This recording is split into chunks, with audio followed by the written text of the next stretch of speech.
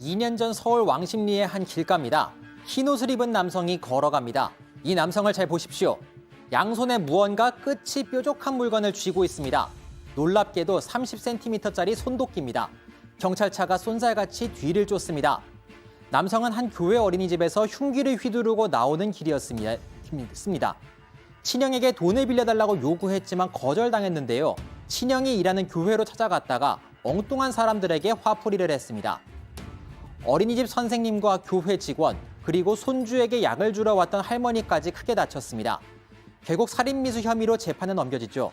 그런데 피고인은 황당한 주장을 시작합니다. 거대 국가 권력의 횡포에 맞서고 있다. 성령과 뇌파가 시켰다. 재판 과정에서 차를 몰고 청와대로 돌진한 범죄 전력까지 드러난 피고인, 과연 어떻게 됐을까요? 오늘 사건 엑스파일에서는 성동구 어린이집 손도끼 난동 사건을 돌아보겠습니다. 자, 이제 진짜 별의 참 범죄를 저지르고 말이죠. 뭐 이런저런 핑계를 대지만 오늘은 성령과 뇌파입니다. 예, 참 정말 황당한데. 자, 오늘 이 사건을 예전에 그 홍지훈 기자가 직접 취재를 했던 거잖아요. 그래서 고른 거죠? 네. 자, 아무튼 자, 개인적인 원한을 풀려고 어린이집에 가서 흉기, 뭐 구체적으로 얘기하면 뭐 손도끼입니다. 정말 무시무시하죠.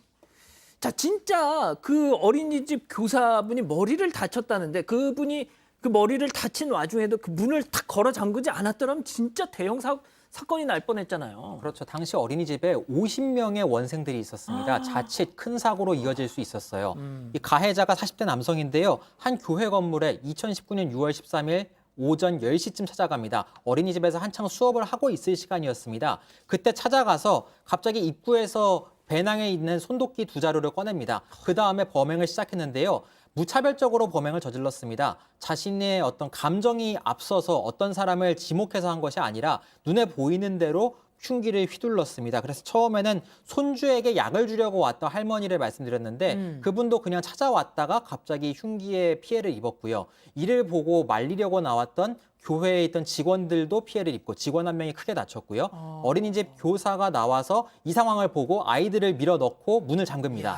그런 다음에 또 피해를 입습니다. 그래서 3명이 다쳤고요. 그 다음에 자신이 범행을 하려고 했었던 대상인 친형을 만납니다. 가해 남성이요. 그래서 친형을 쫓아가서 한 지하철역까지 1.5km 거리를 걸어서 쫓아갑니다. 처음 CCTV에 나왔던 모습이 손도끼 2자루를 들고서 계속해서 걸어가면서 쫓아가는 장면인데요. 그렇게 쫓아갔다가 신고를 받고 출동한 경찰이 붙잡았습니다. 경찰이 테이저건을 쏴서 체포했고요. 결국에는 일단 살인미수 혐의로 구속됩니다. 아니, 한 배에서 난 친형을 무슨 억하심정이 있어서 저러는 거예요, 도대체? 일단 이 돈 관계 때문에 친형이 돈을 잘 빌려주지 않는다는 이유로 저런 범행을 저질렀던 것으로 이제 조사가 됐습니다. 일단 교회에서 일하는 친형을 찾아가기 위해서 저런 흉기를 준비해서 찾아갔는데 형이 없으니까 거기 있던 사람들을 상대로 이제 범행을 저질렀다고 합니다. 범행 당시 음주 상태도 전혀 아니었고요.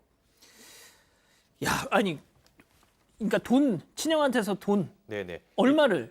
3천만 원을 빌려달라고 요구를 했다고 하는데요. 예. 이 처음에는 2012년으로 거슬러 올라가서 이 남성이 그 당시에 자신이 개발한 것에 관련해서 이 저작권이 침해됐다면서 한 기업을 상대로 소송을 걸었다가 패소를 했습니다. 이제 여기에 이제 이게 부당하다면서 국가 여러 기관에 민원을 넣었지만 받아들여지지 않았고요. 결국에 이 사람이 2015년에는 자신의 차를 몰고 청와대로 돌진을 했습니다. 자신의 말을 들어주지 않는다는 이유로 아이고. 돌진을 했는데 합동 검문소에서 이제 경찰관을 치기도 해서 특수 공무집행 방해로 혐의로 구속됐고 벌금형을 선고받았습니다. 근데 그 이후에 이 소송 관련해서 돈을 많이 썼지 않습니까? 그래서 이제 형한테 간 거죠. 돈을 빌려달라. 근데 여기에 대해서 뜻대로 되지 않으니까 이 친형까지 살해하기로 마음을 먹었던 겁니다. 야, 교수님 이거 얘기 들어보니까 완전 움직이는 시한폭탄이네요, 이거.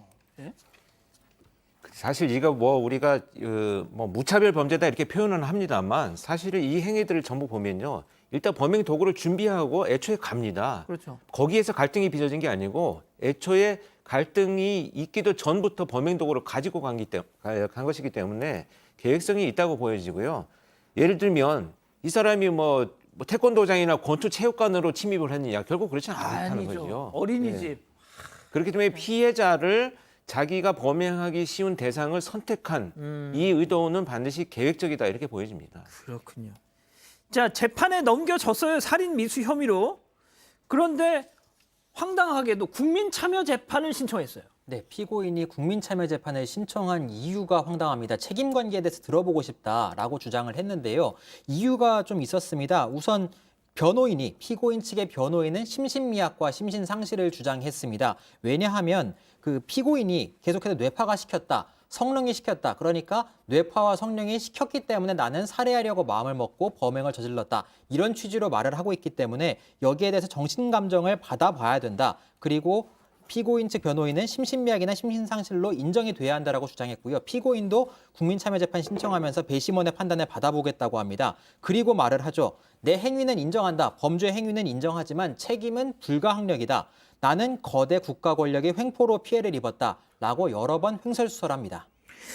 자, 변호사님, 만약에 변호사님한테 의뢰를 한 피고인이 네. 아, 뇌파, 성령 이런 얘기를 하면서 우리 이렇게 밀고 갑시다라고 얘기하면 어떻게 조언해 주실 거예요? 사실 이게 뭐 진짜 본인이 그렇게 생각을 하고 얘기를 하면 제 변호사의 입장에서만 보면 저희가 할 수 있는 건 하나밖에 없어요.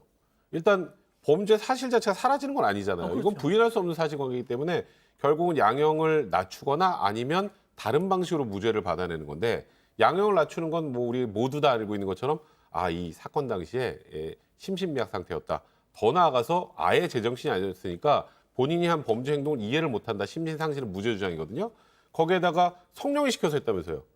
성령이 시켜서 하니까 자기는 거부할 수 없이 어쩔 수 없이 한 거예요. 예. 그럼 이걸 우리 좀 전문 용어로 하면 적법행, 그러니까 올바른 행위를 할 수 있는 기대가 없는 사람이다. 그런 경우에 무죄가 나오는 경우도 있거든요. 결국 주장할 수 있는 건 그거밖에 없는 거죠. 아, 그러면 변호사님도 그거 좋겠다 뭐 이렇게 맞장구 왜 이러세요? 왜 이렇게 하고 엮고 그래요? 그게 아니라 이러시지는 않을 거잖아요. 이렇게 얘기를 하면 정신 차리라고 하실 변호사가 거잖아요. 해줄 수 있는 그거밖에 없는데 예. 정말 진심으로 그렇게 느끼고 있다면 본인이 그게 아니라면 정신 차리라고 하겠지만 예. 진심으로 그렇게 느낀다면 변호사로서는 그렇게 할 수밖에 없을 것 같습니다. 자, 근데 여기 보니까 피고인하고 변호인하고도 손발이 맞지 않는 모습을 보였다네요. 그러니까 이게 지금 변호인은 열심히 이제 심신상실 아까 말씀드렸던 것처럼 심신미약이다 이렇게 주장을 했는데 이 피고인은 이거는 국가 권력이 나를 이렇게 만든 거다 이런 좀 다소 황당한 그런 주장을 한 건데요. 어찌 보면 겉으로 보면 손발이 맞아 보이진 않습니다만 제정신으로 보이진 않죠. 예. 이제 결국은 본인 스스로 심신미약을 주장하는 거와 거의 유사한 상황이 됐기 때문에 주장하고자 하는 바는 이룬 것 같은데 결과가 어떨지 좀 지켜봐야 될 것 같습니다. 자, 그럼 재판부 배심원 판단이 어떻게 나왔습니까? 일단 국민참여재판이기 때문에 배심원단이 있습니다. 9명 모두 유죄로 판단했고요. 징역 15년을 권고를 했습니다. 이 배심원단의 판단은 이 재판부가 받아들일 수도 있고 아닐 수도 있습니다. 권고적인 성격이기 때문에요. 그런데도 재판부 역시 징역 15년을 그대로 선고를 했습니다. 이 친형을 살해하려고 손도끼를 사전에 구입하는 등 치밀한 모습을 그렇죠. 보였고요. 가져가서 한 겁니다. 그러니까. 계획적으로. 그리고 갔다가 친형이 없으니까 일면식도 없는 피해자들을 무차별적으로 살해하려고 했습니다. 그렇기 때문에 처벌의 필요성이 크다고 했고요. 1심에서 징역 15년이 선고됐고 항소심과 대법원을 거쳐서 확정이 됐습니다. 자, 일단 교수님, 뭐 저희가 사건 반장토에서 한 정말 10번 넘게 얘기한 것 같아요. 이 심신미약, 이 전가의 보도. 이게 뭐 앞서 변호사님 말씀 들어보면은 뭐 일면 이해가 가는 측면이 없는 건 아니지만 이걸 듣는 입장에서는 막 욕 나오거든요, 솔직히. 그렇죠. 근데 그 조현병이 범행을 동기가 형성되는데 어떤 영향을 줄 수는 있습니다. 아주 왜곡된 감정이나 분노를 표출할 수 있기 때문에 그런 동기가 형성하는 데 영향을 줄 수는 있겠지만 중요한 것은 뭐냐 하면 그 살인 행위, 내가 이런 행위를 한다면 사람이 사망할 것이다라는 행위에 대한 결과를 모두 이해하고 있기 때문에 이것을 심신미약이나 심신상실로만 접근한다는 것에 대해서는 이제 앞으로는 우리 법정이 좀 달라질 것이다 이렇게 보여집니다. 그러니까 예전에는 좀 기계적으로 심신미약이나 심상실을 좀 결정하는 경우가 있어요. 술 마시면 기억 안 나면 심신미약으로 감염이 확실히 예전에는 그랬죠. 예전에 많이 그랬어요. 예. 그런데 최근에는 지금 말씀하셨던 것처럼 정신병력이 있으면 무조건 심신미약이 아니고 정신병력이 있더라도 그 범행 현장, 범행 상황으로 돌아가서 이 사람이 본인이 한 행동의 의미를 뭔지 이해하는지. 그러니까 손도끼를 휘두르면 사람이 다치고 뭐 죽을 수 있다는 건 충분히 본인도 알잖아요. 예. 그 상황을 이해하고 있다면 심신미약이나 상실이 인정이 잘 되지 않습니다. 그러니까 과거와 지금은 좀 많이 달라졌다고 봐야죠. 알겠습니다. 자, 이 정도로 마무리하고요.